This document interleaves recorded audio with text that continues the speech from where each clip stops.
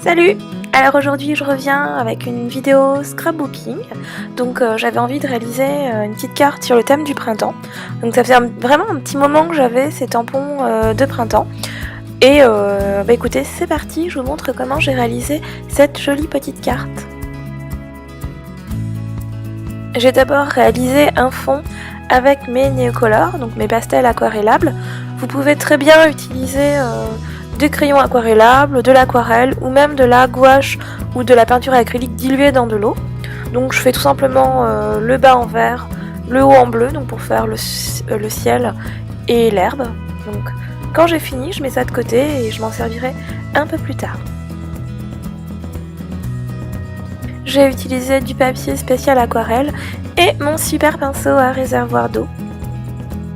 Ensuite, j'utilise donc cette planche de tampon Artemio, pardon. Donc j'ai choisi ce petit modèle. Ce genre de tampon s'utilise avec un bloc acrylique. Je dépose mon tampon dessus et je viens tamponner mon encre Versafine par-dessus. J'en mets bien partout pour avoir tous les détails et je tamponne ensuite mon tampon sur du papier Bristol.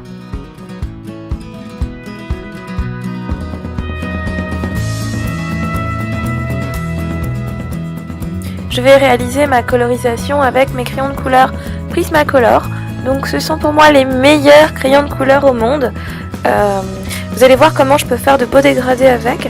Donc je prends deux teintes de rose. Je commence par la teinte la plus foncée et je marque les ombres avec. Ensuite, je vais dégrader en appuyant un peu moins sur mon crayon. Je prends ma couleur la plus claire et je viens blender tout ça en passant sur ma couleur la plus foncée pour bien fondre les deux nuances et avoir un beau dégradé. Donc je procède exactement de la même façon avec ces deux teintes de vert pour réaliser le feuillage. Donc je commence avec la couleur la plus foncée, je dégrade et je mélange avec la couleur la plus claire.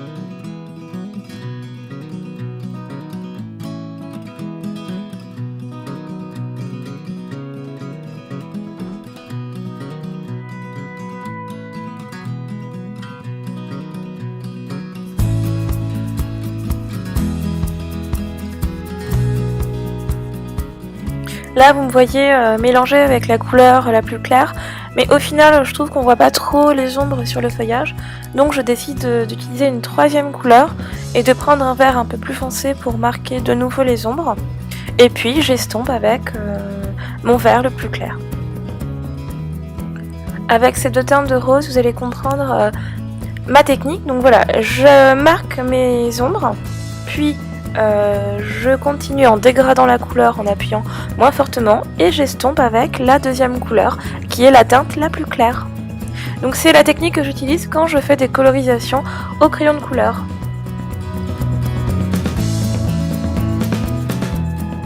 Et puis au final j'utilise la même technique pour coloriser tout mon dessin. Donc voilà, c'est exactement la même chose jusqu'à la fin de ma colorisation. Donc je vous laisse regarder un peu en image la suite de la colo.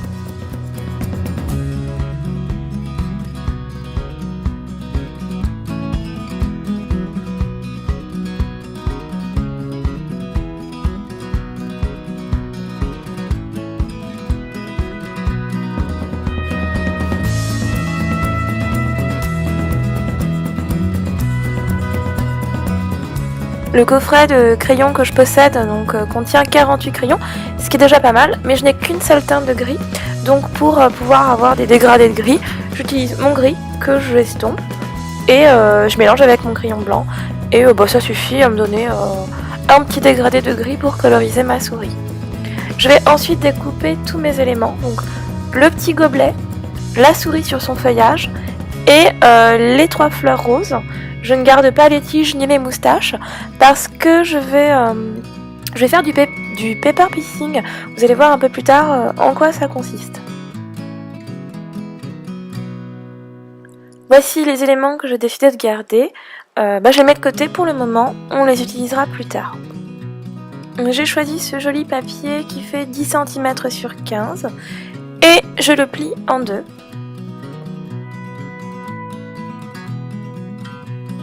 Je vais découper un rond sur le devant de ma carte, donc j'utilise cette tasse comme un gabarit, mais j'ai fait une erreur. Mon papier est trop fin et le rond que j'ai découpé est trop gros.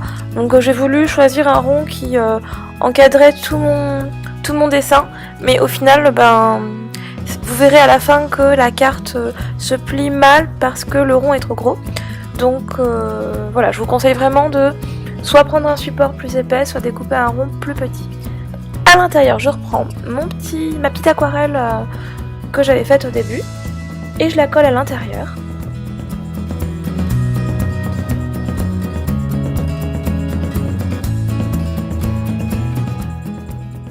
Donc vous avez compris, je vais coller mon dessin à l'intérieur. Donc comme je fais la technique du paper piecing, je retamponne mon motif à l'intérieur. Donc pour bien le centrer, je le fais au-dessus de mon rond.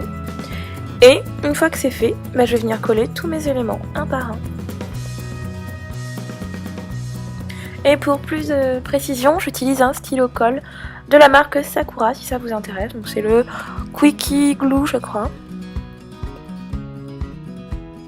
Une fois mes éléments collés, donc je colorie mes tiges au crayon vert et mes petits pistils avec un crayon orange. Puis je viens tamponner mon sentiment au-dessus de ma carte. Puis comme ce cadre trop grand me gênait vraiment beaucoup, donc j'ai décidé de de faire une bordure avec un crayon de couleur turquoise. Mais voilà, je trouve que c'est vraiment pas très beau ce rond énorme, mais au final j'aime quand même cette carte et je la trouve quand même très mignonne. Donc n'hésitez pas à la reproduire en faisant attention à bien choisir votre papier et la taille de votre rond. J'espère que ce DIY vous a plu. Je vous fais de très très gros bisous. Je vous remercie d'être chaque jour de plus en plus nombreux à regarder mes vidéos. Je vous fais de gros bisous et je vous dis à très bientôt. Bye bye!